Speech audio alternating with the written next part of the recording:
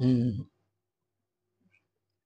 చిట్టా శ్రీ చిట్టా రామారావు శాస్త్రి గారి అమృతోత్సవ కథావీధిలోని 14వ కథ శివరాత్రి. శ్రీపతిపురం మునసబు గారింటి దగ్గర పోలీసు వ్యాను ఆగింది. కరణము, మునసబు ఊరి పెద్దలు అంతా పోగై వాళ్ళకు స్వాగతం చెప్పారు భయంగానే. పోలీసు వ్యాన్ ఆగిందంటే ఏమిటి, ఏదో జరిగిందనమాట. దానికి మునసబు కరణాలని పెట్టి ఊళ్ళో సాక్ష్యాలు అడుగుతారు, పెద్ద విచారిస్తారు పోలీసులు, అంతే కదా. కాబట్టి భయంగానే వాడు స్వాగతం చెప్పారు. ఆ ఊళ్ళో ఒకళ్ళిద్దరు చిన్న చిన్న దొంగతనాలు చేయడం, కేసు నడవకుండా పెద్దలు వాళ్ళను విడిపించుకురావడం ఎదురు జరిగిందనమాట ఈ శ్రీపతిపురం. వస్తూనే వాళ్ళు అంటే పోలీసులు ఈ చిన్న చిన్న దొంగతనాలు చేసే వాళ్ళ కోసం ఇరికారు అక్కడ. ఆ క్రితం రాత్రే వాళ్ళు పడకకు కూడా చెప్పకుండానే పారిపోయారు, అంటే నిద్రపోకుండానే పారిపోయారు అనమాట. అంటే ఇక్కడ హత్య వార్త ఏదో తెలిసి ఉంటుంది, ఇది బొద్దమ్మ వార్త తెలిసిందనమాట. పట్టుకుంటారేమో, మన ఎందుకు వచ్చింది పోయి వాళ్ళు వెళ్ళిపోయారు. వాళ్ళను వెతికి పట్టుకొని పోలీసులు తాట ఒలిచేశారు. అయితే వాళ్ళ ఒక్కటే గోల, కాకి గోల చేశారు. అమ్మోయి మేము మెరుగం, బాబోయి మాకు తెలవదని. చివరికి ఒప్పుకున్నారు. చివరికి ఎందుకు ఒప్పుకుంటారు అంటే చేయిపోయినా ఒప్పుకుంటారు ఒక్కొక్కసారి. ఆ ప్రక్క గ్రామంలో దొంగతనం చేసింది తామేనని అప్పుడు ఒప్పుకున్నారు అనమాట. దొంగతనం బొజ్జమ్మ కూనీ వార్త చెప్పారు పోలీసులు. ఈ దొంగలు అప్పుడు గొల్లుమన్నారు. అంటే దొంగలకి ఆ విషయం తెలియదు, దొంగతనం చేసామని ఒప్పుకున్నారు, కానీ వేరే చోట బొజ్జమ్మ కూనీ వార్త మాత్రం వాళ్ళకి తెలియదు పాపం వాస్తవం. అందుకని వాళ్ళు గొల్లుమన్నారు. వాళ్ళు ఇక ఊరంతా గుప్పుమంది బొజ్జమ్మ ఊళ్ళోనమాట. బొజ్జమ్మను ఎవరో కూనీ చేశారట అని. బొజ్జమ్మ కణేకల్లులో సామాన్య సంసారిణి. ఆ ఊరి పేరు ఏంటంటే కణేకల్లు. ఆ ఊరిలో ఈమె ఒక సంసారిణి, సామాన్యమైనటువంటి స్త్రీ. 4 కాళ్ళ వ్యవసాయానికి తోడు 10,000 వడ్డీ వ్యాపారంలో తిరుగుతోంది.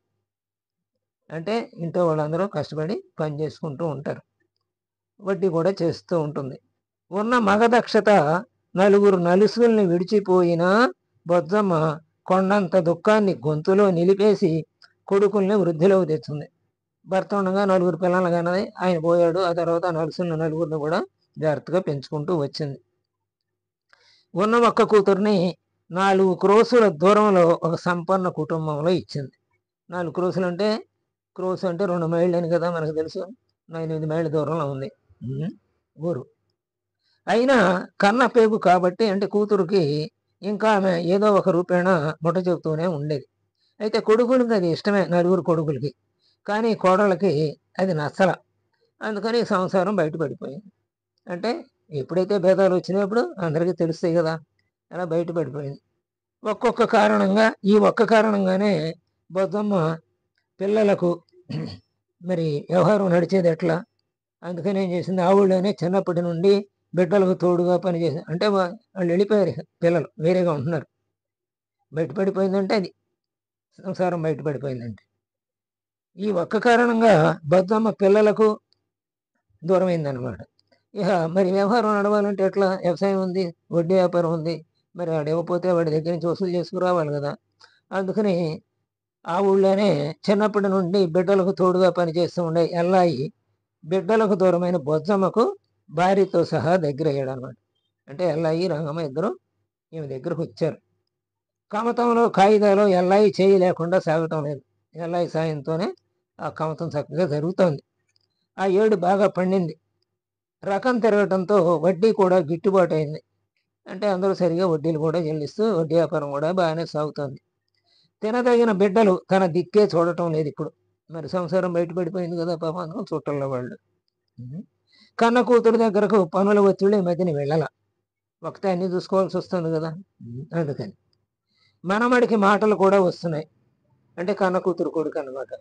వాడికి తాతగారి పేరు పెట్టారు, అంటే వీళ్ళ ఆయన పేరు పెట్టారు. పోలికలు కూడా వీళ్ళ ఆయనయే వచ్చినాయి మనవాడికి. ఇక వాడు తాతగారికి మళ్ళీనే పూట చిరుతిండి కావాలి మనవాడికి కూడా. వీళ్ళ ఆయన ఉన్నప్పుడు ఆయనకు కూడా అట్టగా చిరుతిండి కావాలి. అవి తిరగల్లో ఇసిరి ఆ పిండితో చేసి పెట్టేదన్నమాట అన్ని.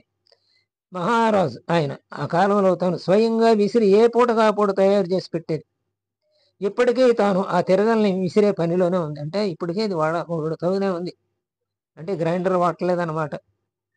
మాకు తిరగళ్ళు లేవా అని కూతురుని వచ్చుకుంది. అంటే వెళ్ళేటప్పుడల్లా తిరగలు తీసుకెళ్ళేదనమాట. నువ్వు తేవాలా ఏంటి అని అనేది కూతురు. అయినా తన ఆనందం తనది. ఆ తిరుగలితోనే ఆ చిన్న ప్రభువుకి తినుబండారాలని సాయించాలని ఆ బొజ్జమ్మ కోరిక. అంటే తన మనవడికి ఆ తిరగలితో పీల్చిన పిండితో తయారు చేసినయే చిరుతిళ్ళు పెట్టాలని కోరిక ఆమెకి, అమ్మమ్మకి. ఎల్లయ్య చెబుతున్నాడు, అమ్మాయే కాదు తాత కూడా నవ్వుతాడని. అంటే అమ్మ అయిన బొజ్జమ్మ తిరుగలి రాళ్లతో బయలుదేరింది. అది శివరాత్రి నాడు. ఎట్లాగూ జాగారం చేయాలి కదా, అంటే తల్లి కూతురింటికి బయలుదేరింది అనమాట. ఏది శివరాత్రి నాడు. ఎల్లాయి పాటలు వింటూ నడిస్తే తెల్లారేటప్పటికి కూతురిల్లు చేరవచ్చు. ఆ ఊళ్ళో వేయించేసిన మాంకాళాయిని కూడా సేవించవచ్చు. అక్కడ మాంకాళాయి కూడా ఉంది, ఇది చాలా ప్రసిద్ధమైందనమాట. వాళ్ళ అమ్మాయి ఊళ్ళో ఉన్నది. కూడదన్నా వద్దన్నారనమాట ఎల్లాయిళ్ళు. అయినా బొజ్జమ్మ వినల. అర్ధరేత్రి ముల్లె ఎందుకమ్మా అంటే, గాజులు తొడుక్కొని కూర్చోరాదట్రా నువ్వు, నేను వెళ్తానులే అని ఏం చేసింది, రంగమ్మని పిలిచింది. రంగిని అంటే ఎల్లాయి భార్యని. ఆమె భయం లేదు రంగికి. అయినా మొగుడు మరి ఎందుకమ్మా ఇప్పుడు అన్నాడు కదా, అందుకని మొగుడు వెనక ధ్యానంగా చూసింది. నిజానికి మరి వాడు కూడా వయసులో ఉన్నారు కదా, అందుకని విడిచిపెట్టలేక పెళ్ళంతా వెళ్దాంలే అనుకున్నాడు. ముగ్గురు కలిసి బయలుదేరారనమాట. దారి బండి కట్టడానికి వీలైంది కాదు, అది అంత మంచి దారి కాదన్నమాట. ఆ కూతురింటికి వెళ్ళే దారి మధ్యలో కాస్త చెట్టడివి కూడా ఉంది. దానికి తోడు చిన్న వాగు కూడా ఉంది. ఆ పక్క ఈ పక్క రాతి బండలు ఉన్నాయి. ఎగుడు దిగుళ్లతో పట్టపగలే నడక కష్టం అసలు ఆ దారిలో. అయినా బొజ్జమ్మకి ఏంటంటే మహావిశ్వాసం. ఏంటి, శివునాజ్ఞ లేని చేమైనా కొట్టదు కదా, మన్నెవరు పొడుస్తారు మనకేమిటి అని. ఎల్లాయి పాడుతున్నాడు, రంగి పక్కపక్క నవ్వుతోంది. తర్వాత మొత్తానికి వాళ్ళు ఇంతలోనే జరగాల్సింది జరిగిపోయింది. ఇప్పుడు ఆ జరిగింది ఏదో తర్వాత వస్తుంది. ముందు మరి హత్య జరిగింది కదా, అందుకని వేగనాయకం పిళ్ళ అనే పోలీస్ ఇన్స్పెక్టర్ ఉన్నాడు. ఆయన ఏమైనా సరే ఈ కేసు అంతు చూడాలనుకున్నాడు. పాత కేడీలను వదలలేదు. కొత్త వాళ్ళ కోసం కూడా గాలిస్తున్నాడు ఈ వేదనాయకం పిళ్ళ అనే పోలీస్ ఇన్స్పెక్టర్. ఆ సుఖీలు తెస్తున్నాడు అన్ని చోట్ల, కూపీలు లాగుతున్నాడు. బెదురు చూపులు చూసేవాడిని, భయపడి పారిపోయేవాడిని పట్టుకుని ప్రశ్నిస్తున్నారని ఇంకా చెప్పక్కర్లేదు కదా. అంటే వీళ్ళ పాత్ర ఏమైనా ఉందేమోనని అనుమానం వస్తుంది కదా, బెదిరేవాళ్ళని చూసినా పారిపోయేవాళ్ళని చూసినా. ఇక బొజ్జమ్మ కొడుకుల్ని రప్పించారు, కూతుర్ని పిలిపించారు, విడివిడిగా విచారించాడు. అంటే రాత్రి పూట శివరాత్రి నాడే ఆ దోవలోనే ఆమె చంపబడింది. అది సరే, ఈ పరిశోధనలో ఆ వివరం తెలుస్తుంది మనకి. అందరినీ కూతుర్ని విచారించారు, కొడుకుల్ని విచారించారు, వాంగ్మూలాలు తీసుకున్నారు. కొడుకులు కళ్ళు తుడుచుకున్నారు. కళ్ళు తుడుచుకుంటూ బయటకు వస్తే కొంతమంది ఏమన్నారంటే, పాపం తల్లి చచ్చిపోయింది కదా అందుకని ఏడుస్తున్నారు అన్నారు. కొంతమంది అన్నారు దొంగ ఏడిపోయలేదు అన్నారు. మరి పొట్టాడు వచ్చి బయటకు వెళ్ళారు కదా. ఆ తర్వాత ఇంకొందరు అన్నారు నిజం రాబట్టడానికి పోలీసులు ఉతుక్కుంటారు అందుకని ఏడుస్తున్నారుగా ఉంచని ఇంకొంతమంది. అంటే ముగ్గురు మూడు రకాలుగా అన్నారు. లోకం పలుకు ఆకులు కదా, రకరకాలుగా మాట్లాడుతూ ఉంటారు. ఇక పొద్దున్నే అప్పుడు పట్టుకొచ్చారు రంగిని. ఇంకా రంగిని విచారించలేదన్నమాట వీళ్ళు, ఎల్లాయిని విచారించలే. ఇప్పుడు పట్టుకొచ్చారు రంగిని ఎల్లాయిని పోలీసులు. ఆ రోజు రాత్రి ఆమెతో పాటు వీళ్ళే కదా వచ్చింది. అంతవరకు జపం చేసుకుంటున్న రంగస్వామి అయ్యంగారు అప్పుడే చావుల్లోకి వచ్చారు. ఈ రంగస్వామి అయ్యంగారు కూడా ఆ రాత్రిపూట తర్వాత వీళ్ళని కలిశాడనమాట ఆ దోవలో. అప్పటి వరకు జరిగిన దాన్ని చూచి వచ్చి వారి మనవడు అంటే రంగస్వామి అయ్యంగారి మనవడు అభినయించి వర్ణించి చెబుతున్నాడు నాయనమ్మకు. అంటే పోలీసులు వచ్చారు, ఎంక్వైరీ చేస్తున్నారు, అదంతా చెబుతున్నాడు అనమాట. బొజ్జమ్మ కథలో రంగి ఎల్లాయిల పాత్ర మరి ఏముందో అని అంటున్నాడు అనమాట. అప్పుడు ఆ తాతగారు కేకలేస్తారా ఊరుకోరా అని చెప్పి వాళ్ళ నాయనమ్మ మనవడిని ఊరుకోబెట్టింది. ఆ తర్వాత పొద్దున్నే బొజ్జమ్మ మరణం విన్న అయ్యంగారికి, మరి రాత్రి కలిశారు కదా వాళ్ళు ఆ దోవలోనే, ఆ చెట్టడుగులోనే. రాత్రి ఆ తెల్లారి పొద్దున్నే అన్నాడు ఈ అయ్యంగారు కూడా. జపం మరి మరణ వార్త విన్న మనిషికి వెంటనే జపం సరిగా సాగుతుందా, సాగదు. మనమడి చెప్పిన ఎల్లాయి పేరు వినగానే రాత్రి తాము చూచిన మహాకాయుడు గుర్తుకొచ్చాడు. ఆ దారి వెంట తనతో పాటు అర్ధరాత్రి నడిచి వచ్చిన బసవలింగం వగరుకుంటూ వచ్చాడు. అంటే రంగస్వామి గారు ఈ బసవలింగం ఇద్దరు కలిసి వెళ్ళారనమాట రాత్రి వాళ్ళు కూడా. ఎల్లాయిని పోలీసులు సావచితగా తన్నారట. వాడికి చీమ కుట్టినట్టయినా కాకపోగా వాళ్ళు ఎల్లాయి భార్యను రహస్యం రాబట్టానికి తీసుకెళ్ళాడు. వాడు ఏం చెప్పలే బాబు ఎల్లాయి. అంటే మహాకాయుడు భీముడు లాంటి పర్సనాలిటీ, అందుకని ఏమీ చెప్పల. అందుకని రంగమ్మని తీసుకెళ్లారు. రంగిని ఆగి ఆగి చెబుతున్నాడు బసవలింగం విషయం అంతా రంగస్వామి అయ్యంగారికి. అప్పుడు రంగస్వామి అయ్యంగారు అనుకున్నారు, హరి హరి అనుకున్నాడు. అంటే ఆయన చనిపోయిన వార్త అన్నాడు, జరిగింది ఇలా వార్త వచ్చింది, బసవలింగం ఇట్లా చెబుతున్నాడు కదా అని హరి హరి అనుకున్నాడు. ఇక ఆ రాత్రి ఏం జరిగిందో ఇక్కడ చెబుతున్నారనమాట. అంటే గుర్తు వచ్చింది రంగస్వామి అయ్యంగారికి రాత్రి జరిగిన విషయం. అర్ధరాత్రి హరికేనుల అంతర సాయంతో అడుగులో అడుగులేస్తున్నారు బాటసారులు ఇద్దరు, అంటే రంగస్వామి అయ్యంగారును బసవలింగం గారు. అంత రాత్రి వేళ మనుషులే కనబడరు అనుకున్న వాళ్లకు కదిలే ఆకారాలు కనబడ్డాయి. అంటే ఈ ఎల్లయ్య, రంగయ్య, ఈ బొజ్జమ్మ ముగ్గురు కనపడ్డారు, ఆకారాలు కనపడ్డాయి. అంటే మసక చీకటి కదా అది, ఆ చిన్న దళాంతరంలో ఏం కనపడతారు సరిగా. అయితే ఆ కదిలే ఆకారాలు కంటికి ఆనగానే అడుగు ముందుకు పడలాలకి. మరి అంత రాత్రిపూట ఎదురుగా ఆకారాలు కనపడితే దెయ్యాలో నిజంగా మనుషులు తెలియదు కదా, అందుకని అడుగు ముందు పడలేదు ఇద్దరికి, రంగస్వామి అయ్యంగారికి బసవలింగానికి. ఆ పైన ఒక ఆడగొంతు వినిపించింది, శివరాత్రి మామ అంది. అంటే వాళ్ళ ఆయనతోటి శివరాత్రి మామ ఇప్పుడేమి పిచ్చి వేషాలు అయిపోయి అంటుందన్నమాట. వాళ్ళకి ఆ మాట వినిపించి ఇక ధైర్యం వచ్చింది, అహో దెయ్యాలు కాదు వీళ్ళు అని. ఇక తేలవలసింది ఒకటే, వాళ్ళు దొంగలు కారు అని. మరి దెయ్యాలు కాదు, మరి దొంగల మనుషులు మామూలు వాళ్ళు అని తెలవాలి కదా. అందుకని అయితే ఆడవాళ్ళతో ఎవరు దోపిడీ దొంగలు చేయలేదే అనుకున్నారు. అయితే అది పాతకాలం మాట కదా, ఇప్పుడు బ్యాంకుల్లోనూ ఆడవాళ్ళు పనిచేస్తున్నారు, అన్ని రంగాల్లోనూ పనిచేస్తున్నారు, దొంగలు మాత్రం ఆడవాళ్ళని తీసుకుని దొంగతనం ఎందుకు చేయకూడదు అని మనకు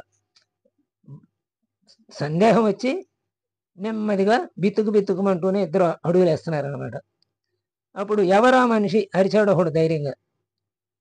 వాళ్ళిద్దరిలోనే ఈ బసవలింగం అరిచాడు అనమాట, ఎవరా మనిషి అని. ఎదురు కనుక ఆకారం అనిపిస్తుంది. కణే కళ్ళు అంది బొజ్జమ్మ.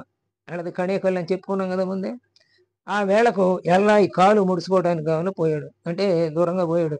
కాలు ముడుచుకోవటం అంటే ఇక్కడ బహుశా మూత్ర విసర్జనకు అయ్యి ఉంటుందా అనుకుంటున్నాను నేను. రంగికి ఇంకా గస తగ్గలేదు. అంటే రంగి ఈ గస దగ్గు వస్తుంది అనమాట, అది తగ్గల.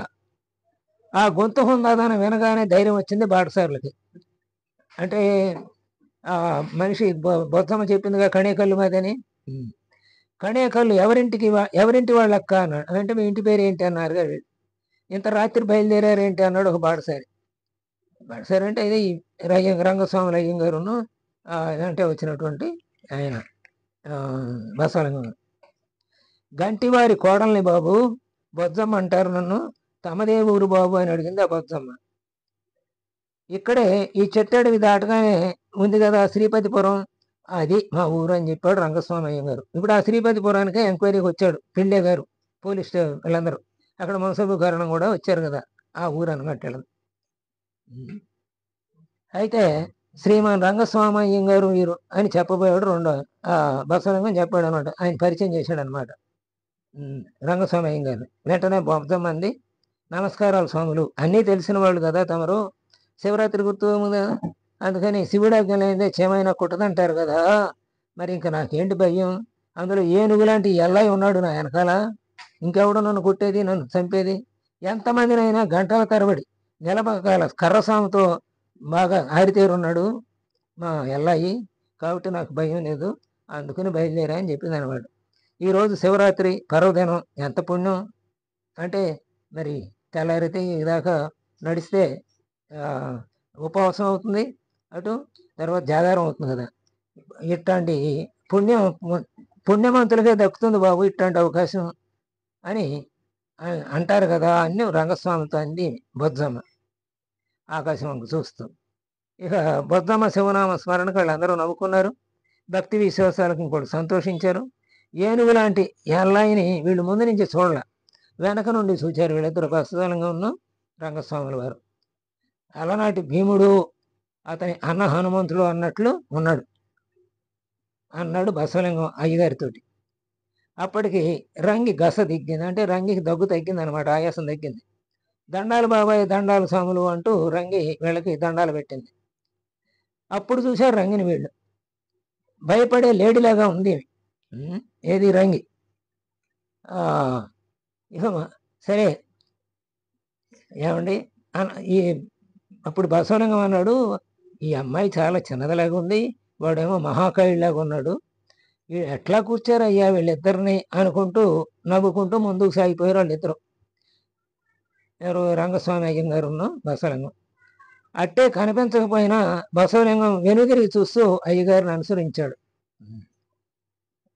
తరువాత ఇక పోలీసులు, ఇప్పుడు రంగినిన్ను పోలీసులు వంతుల వారీగా దబాయించడం, బుద్ధిగించడం, బెదిరించడం, లాలించడం, ప్రశ్నించడం, సమాధానం సూచించడం వగైరాలు చేస్తూ ఉన్నారు. అంతవరకు తన మామ చెప్పినట్లే ఏమీ తెలియదని చెబుతాను. నాకు ఎరుకలేదు అంటోంది. ముసలదాని ముళ్ళ కోసమే నువ్వు నీ మొగుడు అర్ధరాత్రి హత్య చేశారు కదా అని పోలీసులు అనేసరికి రంగి బుర్ర గిర్రని తిరిగిపోయిందనమాట. తొలి కోడి కూసే తలికి అమ్మాయి గోరు ఊరు శరాలిగందా, ఇక్కడే కూకుంటే ఎట్టా దొరసానమ్మా నసిగింది రంగి. అంటే అంతకుముందు ఆ రాత్రి జరిగిన విషయం గుర్తొచ్చిందనమాట రంగికి. కాలు ముడుచుకోబోయిన ఎల్లయ్యేమో ఇంకా రాలేదు. బొజ్జమ్మ ఏమో శివధ్యానంలో పడింది. ఈదురుగాలేమో వీచింది, ఉరుము ఉరిమింది. ఎందుకంటే ఆ రోజు కారు చీకటి ఎలా ఉందో, ఎందుకునే అంత కారు చీకటి అయిందో కూడా చెబుతున్నాడు అనమాట ఇక్కడ. బొజ్జమ్మ ఆకాశంకే చూసింది. చుక్కలు ఒక్కొక్కటి మాయమవుతున్నాయి. ఇంకా కనీసం చిట్టడి అయినా దాటలేదు. శ్రీపతిపురం స్వాములు పోయారు. అప్పటికే వీళ్ళని కలిసిన శ్రీపతి రంగస్వామి అయ్యంగారును బసవలింగం ఇద్దరు వెళ్ళిపోయారు అక్కడి నుంచి. అరసమైందంటే గంటన్నర అయిపోయింది వెళ్ళి. ఆలస్యం చేస్తే అడవి దాటేది కష్టం అనుకుంది బొజ్జమ్మ. దూరంగా ఉన్న ఎల్లాయిని బయలుదేరి దిగిపోయింది. ఊహు అంటున్నాడు ఎల్లాయి, ఊహు అంటున్నది రంగి. సేమిట్రా కొరచేష్టలంటూ బొజ్జమ్మ లేచింది. ఇక శివుణ్ణి, శివాంశ గల హనుమంతుణ్ణి మార్చి మార్చి స్మరిస్తూ అడుగు ముందేస్తోంది. ముళ్ళ సంచి సరి చూసుకుంది, డబ్బులు కూడా తీసుకెళ్తుంది కదా, అది ఉందో లేదు. సమలపాకులు సంచి లేదు, అంటే తాను కూర్చున్న చోట మర్చిపోయింది అనమాట. వెనుదిరిగి సంచి కోసం అక్కడికి వెళుతోంది. అప్పటికి ఎల్లాయి రంగి తిరుగల రాళ్ళు ఎత్తుకొని వస్తున్నారు. తమలపాకులు సంచి కోసం వంగింది బొజ్జమ్మ, సంచితో సహా లేవబోయింది. ఇంతలో అక్కడికి వచ్చాడు రంగి ఎల్లాయి బరువుతోట, తిరగల బరువుతోటి. తొందరగా అడుగులు వేసుకుంటూ వచ్చారనమాట. అక్కడ గబాలను చూసింది పాముని రంగి. అయ్యో పాము మామ అయింది. రంగి గొంతేసింది, దోకపోయింది అనమాట పాము తప్పించుకోవడానికి. ఇంతలో రంగి ఎల్లాయి చేతిలో ఉన్న తిరగలు ఏం చేశాడంటే తిరగల రాయిని విసిరేశాడు. అది ఎటుపోయిందో తెలియలేదు ఎల్లాయికి. ఎల్లాయి రంగి వైపు ఉరికాడు. వాడి చేతి తిరుగల రాయి విష్ణు చక్రంలా తిరిగింది. ఉరుము ఉరిమింది, మెరుపు మెరిసింది. రంగి ఎల్లాయి రాళ్ల కోసం చూశారు ఆ మెరుపులో. ముందుకు సాగిపోయింది అనుకున్న బొజ్జమ్మ అక్కడే పడుకుంది. అమ్మగారు అని లేవబోయింది రంగి. లేకపోతే అయిపోయింది రంగి అన్నాడు ఎల్లాయి. గొల్లు మంది రంగి, అంటే ఆ తిరగలి రాయి తగిలి అయిపోయింది అన్నమాట. ఆ చీకట్లో తను విసిరింది పాము వస్తుంది అనుకున్నాడు, కానీ అది ఆమెకు తగిలింది గట్టిగా. ఇక పోలీస్ ఇన్స్పెక్టర్, అది గుర్తు వచ్చింది అనమాట రంగికి. పోలీసులు ఇచ్చేస్తుంటే అప్పుడు పోలీస్ ఇన్స్పెక్టర్ గారు రమ్మని మున్సబు గారే స్వయంగా అయ్యంగారింటికి వచ్చారు కదా. మున్సబు గారు ఏం చేశాడు, మున్సబు గారు కరణం గారు మరి పార్వతి ఈ ఊరు ఉన్నారు, వీళ్ళ ఊరు మొట్టమొదటి చెప్పారు కదా ఊరు, ఆ ఊరు శ్రీపతిపురం, ఆ ఊరు ఎంక్వైరీకి వచ్చారు కదా. ఇప్పుడు మళ్ళీ అక్కడే కథ కలిపారన్నమాట. ఆ పోలీస్ ఇన్స్పెక్టర్ గారు రమ్మన్నారని మునసబు గారే స్వయంగా ఈ రంగస్వామి అయ్యంగారి ఇంటికి వచ్చారు. అంటే రంగస్వామి అయ్యంగారు ఆ రాత్రి వాళ్ళతో కలిసినట్టు మాట్లాడినట్టు తెలిసిందనమాట పోలీస్ ఇన్స్పెక్టర్లకు. తమరు అర్ధరాత్రి ఆ దారంట వచ్చారని ఆ నోట పుట్టింది. ఇంత ఘరానా సాక్షి చాలా గొప్పవాడు కదా, పెద్దవాడు కదా, గౌరవించవలైనవాడు కదా. కాబట్టి ఈ ఘరానా సాక్షి సమాచారం ఎంతో ఆలస్యంగా తెలుసుకున్నందుకు విరుచుకుపడ్డాడు పోలీసుల మీద ఆ వేదనాయకం పిళ్ళ ఇన్స్పెక్టర్ గారు. ఇప్పుడా మీరు చెప్పేది, ఇది ముందే చెప్పొచ్చు కదా, అప్పుడు తొందరగా మనకి విషయం తెలిసిపోయేది కదా అన్నాడు. అయ్యంగారు చొక్కా వేసుకోలేదు. మరి ఉత్తరం ఒంటి నిండా కప్పుకున్నాడు, బయలుదేరాడు మున్సబ్ గారి ఇంటికి అనమాట. మున్సబ్ గారు కర్ణ గారు ఉన్న చోటకి, పోలీసులు ఉన్న చోటకి. వేదనాయకం పిళ్ళే ఎదురు వచ్చి గడిచిన రాత్రి జరిగింది చెప్పన్నారు. ఈయన గౌరవనీయుడు కదా, అందుకని ఇన్స్పెక్టర్ గారు ఎదురెళ్ళి, సరే రాత్రి ఏం జరిగిందో చెప్పండి అని అడిగాడు. బొజ్జమ్మ ఆ చోట బ్రతికి ఉండగా చూచామని, తర్వాత ఏం జరిగిందో తమకు తెలియదని చెప్పారు అయ్యంగారు. ఇక ఆ తర్వాత కొంచెం సేపటికే బొజ్జమ్మ చనిపోయినట్లు తేలిందని, దానికి కారణం తెలుసుకోవడంలో ప్రభుత్వానికి సహకరించమని అయ్యంగారిని అర్థించాడు పిళ్ళై. ఏంటి తెలిసి చెప్పలేదనుకోండి, నేరస్తుని పట్టుకోలేమనుకోండి, పట్టుకోకపోతే అప్పుడు ఇలాంటి హత్యలు చాలా జరుగుతుంటాయి అని కూడా హెచ్చరించాడు ఆ అయ్యంగారిని. కాబట్టి నిజం చెప్పండి అని. తన ధర్మం తాను నిర్వహించడంలో పెద్ద చూడనని ఈ పోలీస్ ఇన్స్పెక్టర్ గారు దబాయించాడు కూడా. అప్పుడు అయ్యంగారు ఏం జంకలేదు. తాను చూచినదే చెప్తామని, బొజ్జమ్మతో పాటు రంగని చూచామని, అయితే ఎల్లాయి మొగం తాము చూడలేదని చెప్పారు అయ్యంగారు. మొగం చూడలేదు, మనిషిని చూశారు కీనేళ్ళలో. అయితే బాగా పెద్దగా ఉన్నాడు, హనుమాన్ లాగా ఉన్నాడు, భీముడిలాగా ఉన్నాడు అని అనుకున్నారు కదా వాళ్ళు. అరే ఈ రంగికిను ఈ ఈయనకి ఎలా కుదిర్చాడు జోడి అని కూడా అనుకున్నారు బసవలింగమ్మను రంగస్వామి అయ్యంగారు. అనుభవశాలి పిళ్ళై అప్పుడు ప్రశ్నించాడు అయ్యంగారిని, ఎల్లాయని మరి మీరు ముందు నుంచి చూడలేదంటున్నారు, వెనక నుంచి చూశారా? చూశాను అన్నాడు. ఇంతలో రంగిని పోలీసులు తీసుకొచ్చారు. అది ఏడుస్తూ ఉంది. పోలీసులు దాని కథనం వినిపించారు. మామ మంచివాడంట, అమ్మగారు చచ్చిపోవడానికి తన మామ కారణం కాడంట, తను కాపాడటానికి ఉరికిన మామ చేతి తిరుగలు రాయి ఆ చీకట్లో ఎటుపోయిందో తెలియదంట. మెరుపు మెరిసి ఆవిడ ముల్లె సంచి కనిపించగా తీయవద్దని చెప్పినా వినకుండా మామ తీశాడు అని చెప్పేసింది. అప్పుడు ఎల్లాయి మరి చెప్పలేదు కదా, ఏమీ తెలవదని చెప్పని చెప్పాడుగా ముందు. ఎల్లాయి మొదటి నుండి ఈ సంగతి ఒప్పుకోలేదు. తాను బొజ్జమ్మతో రాలేదని కూడా అబద్ధం ఆడాడు. రంగి ఊసు తనకు తెలవదన్నాడు కూడా. ఎల్లాయి రంగి వంక చూశాడు. మరి ఎందుకు చెప్పావు నువ్వు అని చూశాడు అనమాట. బాధ భరించలేక చెప్పినా మామ అంది రంగి. అంటే మరి ఊరుకుంటారా పోలీసులు? 4 తగిలిస్తారు కదా. ఒకవేళ ఆడవాళ్ళని కొట్టకూడదు అనుకుంటే ఆడ పోలీసుని పిలుస్తారు వాళ్ళని తనటానికి. మొత్తానికి రంగి చెప్పింది. రంగి ఎల్లాయితో ఎల్లాయి అంటే చెప్పలే, భరించలేక చెప్పామా అందుగా. ఆవిడ తెల్లబోయి చూస్తున్నాడు ఎల్లాయి. మొహం వెనక్కి తిప్పుకున్నాడు. అయ్యంగారి వేదనాయకం పిళ్ళే ఎల్లాయిని అప్పుడు చూపించాడు. వెనక నుండి చూశాడు అనమాట ఇప్పుడు రంగనాయక అయ్యగారు. ఆ మహాకాయుడే అన్నారు అయ్యంగారు హరినామస్మరణ విడవకుండా. గుర్తుపెట్టాడు అనమాట. విచారణ ముగిసింది. ఎల్లాయికి 7 ఏళ్ళు శిక్ష పడింది. వేదనాయకం పిల్లకు ప్రమోషన్ వచ్చింది. మరి కథకు శివరాత్రి అని ఎందుకు పేరు పెట్టారంటే, శివరాత్రి నాడు జరిగింది కాబట్టి. శివరాత్రి నాడు జరిగింది, అందులో శివుడి ఆజ్ఞ లేనిది చేమైనా కుట్టదు. ఆ రోజున ఆమె ప్రాణం అలా పోవటానికి, ఆమె మోక్షం కారణం ఈ తిరగలి రాయే అయ్యిందనమాట. ఎల్లాయి ఇసిరిన తిరగలి రాయే ఆమె మోక్షం పొందటానికి కారణమయ్యింది. అది శివరాత్రి నాడు జరిగింది కాబట్టి ఈ కథకు శివరాత్రి అని పెట్టారు. స్వస్తి.